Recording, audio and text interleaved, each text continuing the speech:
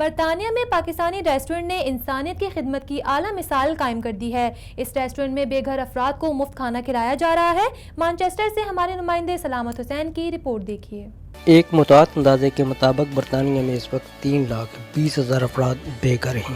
مختلف خیراتی تنظیمیں افراد کی مدد کے لیے کام کر رہی ہیں۔ ان بے گھر افراد کو نہ صرف رہائش کا مسئلہ درپیش ہے بلکہ انہیں خوراک کی بھی اشد ضرورت ہے۔ پاکستانی ریسٹورنٹ صنم سویٹ ہاؤس کے مالک جاوید اقبال نے ان بے گھر افراد کو کھانا کھلانے کا بیڑا اٹھایا ہے۔ اس موقع پر انہوں نے وائس آف ساؤتھ ایشیا سے بات کرتے ہوئے کہا کہ ہمارے اس فوڈ پارسل میں ویجیٹیرین یا میٹ کری، رائس، نان بریڈ، پانی کی بوتل شامل ہیں۔ کھانے میں مختلف ورائٹیز ہیں۔ یہ کھانا ہے، کڑھائی چکن ہے، کڑھائی لام ہے، سبزی ہے، نہاری ہے، دال بھی چلتی ہے، ویجیٹیبل بھی فریش بنتے ہیں۔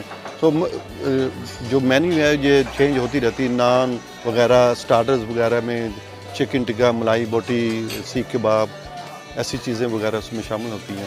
دعا تو یہی کرتے ہیں کہ اللہ تعالیٰ اس میں وسعت عطا فرمائے۔ یہ ہوم لیس پیپلوں کے لیے کچھ ہم نے